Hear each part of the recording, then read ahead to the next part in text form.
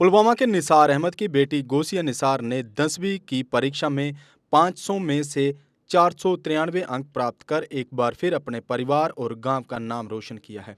ये उपलब्धि हाल ही में महज 21 दिनों में कुरान शरीफ लिखने की उनकी उपलब्धि के बाद मिली है। गोसिया की असाधारण लगन और कड़ी मेहनत पूरे समुदाय के लिए प्रेरणा का स्रोत बन गई है। उनकी सफलता गोसिया निसार और उनके परिवार और उनके मुरान गांव दोनों के लिए गर्व की बात है। गोसिया निसार के पिता निसार अहमद ने माता पिता से अपने बच्चों पर ध्यान देने और उन्हें पढ़ाई के साथ साथ नैतिकता के पालन करने के लिए प्रोत्साहित करने का आग्रह किया।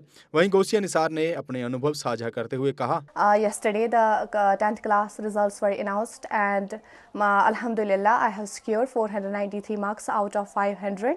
And first of all, I am so thankful to the Almighty Allah who rewarded me with this outstanding success by following the Sunnah of the Prophet Muhammad sallallahu alaihi wasallam and the Quran.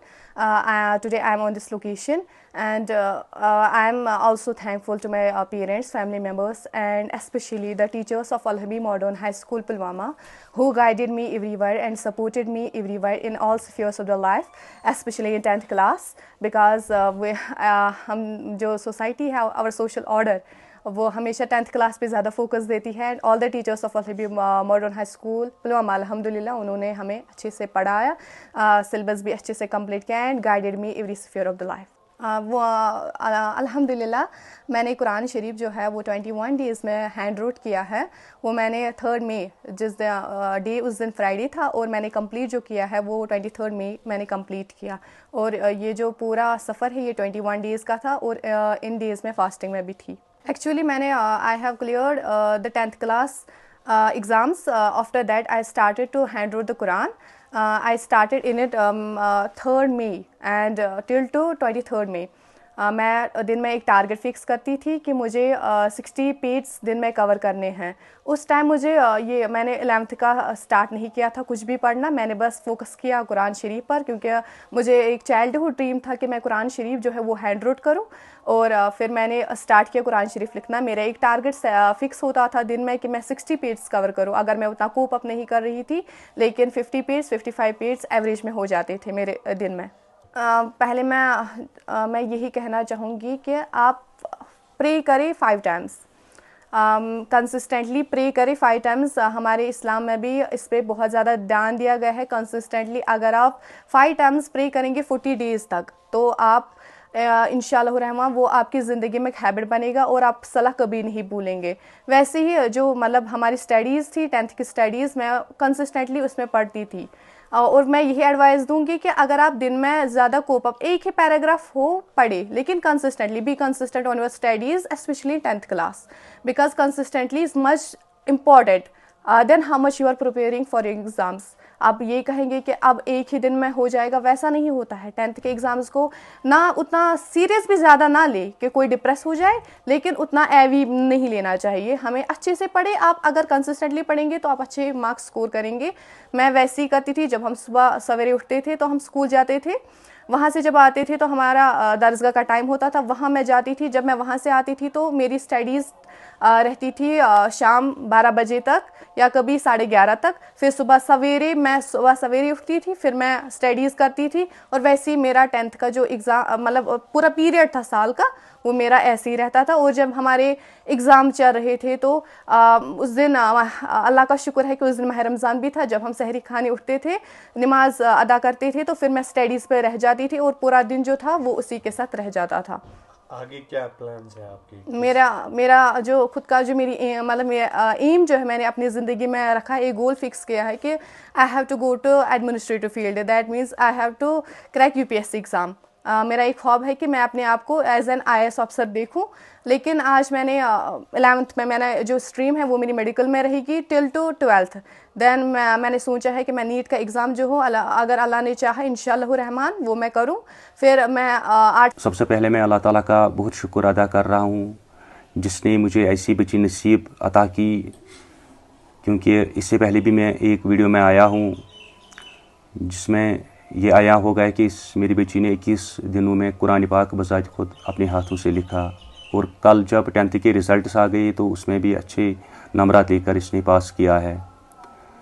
मैं तमाम वालिदैन से गुजारिश करता हूँ कि अपने बच्चों को दुनियावी तालीम के साथ साथ दीनी तालीम भी दे, क्योंकि जब हम दीनी तालीम हासिल करेंगे तो तभी तो एक बच्चा जो है, जो एक इंसान बनता है कल, उसका जो दुनिया है वो भी आबाद हो जाती है और आखिरत भी आबाद हो जाती है। और ये वालिदैन का फ़र्ज़ है कि वो सबसे पहले बच्चों को दीनी तालीम दे।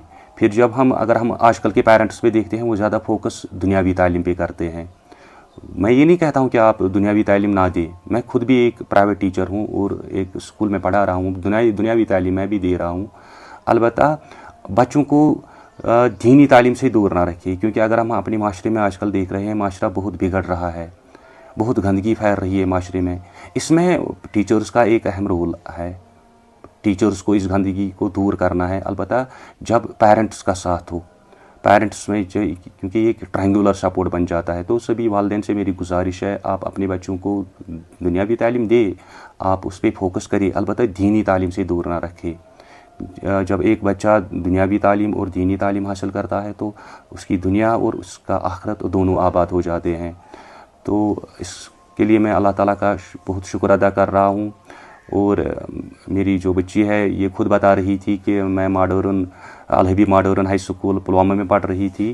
वहाँ के जो टीचर्स हैं उनका मैं बहुत शुक्रगुज़ार हूँ, क्योंकि उन्होंने प्री नर्सरी से इसको पढ़ाया है, उन्होंने इसको इस काबिल बनाया कि वो इस वक्त 493 मार्क्स लेने में कामयाब हो गई। और जो दीनी तालीम का मसला अगर है तो यहाँ पे हमारा एक नज़दीकी दरसगाह है, वहाँ पे हमारी एक बच्ची पढ़ा रही है, नुसरत जान है उसका नाम, उसका भी मैं बहुत शुक्रगुज़ार हूँ। क्योंकि अगर दुनियावी तालीम पे अगर मैं बात करूँ तो जो क्रेडिट जाता है सबसे पहले तो मैं अल्लाह ताला का शुक्र अदा कर रहा हूँ, उसके बाद जो बाकी क्रेडिट जाता है वो उसी उस्तानी को जाता है।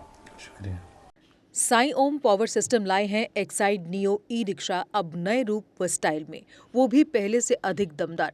एक्साइड नियो में अब आया है बड़ा डैशबोर्ड, वो भी एंड्रॉयड डिस्प्ले के साथ, USB charger with powerful sound system के साथ, जबकि एक्साइड नियो अब आ गया है लेड एसिड के साथ लिथियम बैटरी में, जो देगा आपको एक बार चार्ज करने पर 130 किलोमीटर माइलेज। 1200 वॉट की पावरफुल मोटर हर चढ़ाई को बनाए आसान, पावरफुल शॉकर व बेहतरीन सस्पेंशन, फ्रंट में अधिक पावरफुल शॉकर, नए मजबूत अलॉय व्हील, अधिक रोशनी वाली हेडलाइट व इंडिकेटर, मजबूत रूफटॉप कैरियर व गर्मी से बचाव के लिए रूफ मैट, जबकि यात्रियों की सुरक्षा के लिए राइट साइड प्रोटेक्शन।